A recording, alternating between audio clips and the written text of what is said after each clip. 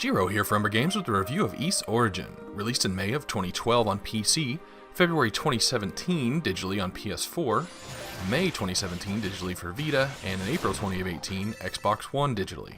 Limited Run Games released physical copies for sale in August of 2017 for PS4, which is what I played for the review. The Ys series has been around for decades, and while the US has seen a spotty release record for it, most are now available on Steam.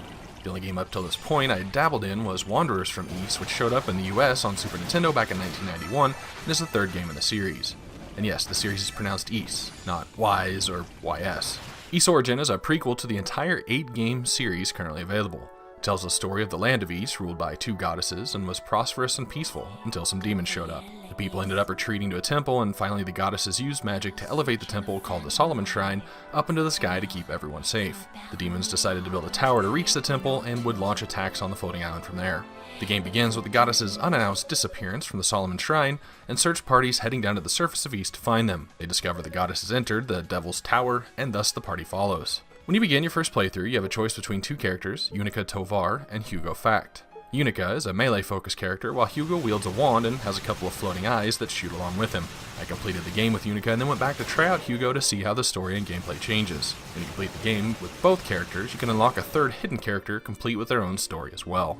Both characters have a basic attack and eventually unlock 3 abilities, each through relics. Use of the relic consumes the bar at the bottom of the screen, which recharges when not in use.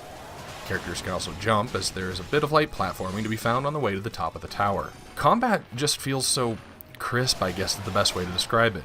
Using melee on an enemy often stun them, allowing you to keep an attack going to decimate them. With stun lock, fighting can get challenging though, as you'll often get surrounded, where sometimes jumping over and retreating for a minute or getting repositioned can be necessary. There's also a boost meter that fills up as you continue to fight enemies, and can be released with the press of a triangle button, which does some different things for each character. As you slaughter enemies, they'll often drop a variety of things, including SP, small little purple gems you use for currency. They also drop HP refilling herbs, and a handful of temporary power-ups, boosting your strength and defense with a multiplier until the little clock runs down. Enemies also award experience points, which fill the bar above your life. Enemies seem to award a set amount of XP, and as it turns out, a couple of character levels really can leave you feeling a difference. So sometimes doing a couple extra rounds on a room to kill enemies until you can barely see your experience bar filling up from each kill can be a good idea, especially if you're struggling on a particular enemy or boss. Now, game progress is barricaded by a variety of bosses, and most often require a key or medallion of some sort to access their chamber. Progress up the tower is marked by goddess statues, which are used as save points, shops to spend SP to purchase armor upgrades and skill enhancements, as well as fast travel points. You gain the crystal item early in the game that lets you teleport to any goddess statue you visited and purified. The areas between statues can get decently big, with little to no direction on which path to take, and often upgrades and items to be found off that beaten path. I think there are like 6 or 7 chest armor pieces and 6 or 7 leg armor that can be discovered, as well as gems used to upgrade each of the 3 relics your character has found. The main way to upgrade your character's weapon is by finding Cleria ore, often locked away in a chest, that can be taken to an NPC on the base floor to strengthen it. But if you're not thoroughly searching, any of these things can be easily missed. Even though the game does take place in one giant tower, there are several biomes on the way up to keep the level and enemy diversity fresh. Overall in gameplay, the game really made me think back to some of the older Super Nintendo action RPGs like Lagoon or Soul Blazer, over the more common action RPGs that often just have you moving from point A to point B through various maps. You'll find artifacts that you can equip to help you find secrets, kill undead, and keep them dead, etc. I mentioned a variety of bosses, and they all truly are diversified with some pretty great mechanics. It was kind of common to lose on the first encounter, as learning your foe's patterns and weak spots can take a minute.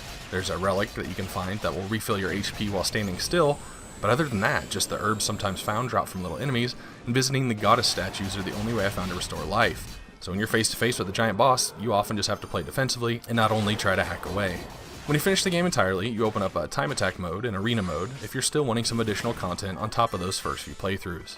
Now, not knowing much about the Ys universe at all, the story contained everything it needed to stand alone. After completing this, I'm actually a bit more interested in playing through some of the others, a bunch of which I have scattered across multiple consoles and handhelds. Some are remakes of earlier games, so it'll take a little bit to figure out how to play them all somewhat sequentially. Overall, Ys Origin is a pretty great composition of some old-school top-down action RPG with some modern trappings. There's some competent, simpler style graphics, a decent story, a wide cast of supporting characters, lots of secrets off the beaten path, some crisp combat, challenging bosses, and quite a bit of replay value if you don't get enough in the first 9 to 10 hour playthrough. Rated as an action RPG, Ys Origin receives a 68 out of 100 on my true 0 to 100 scale, where 50 is an average game. This is Gero for Umbra Games. Thanks for watching.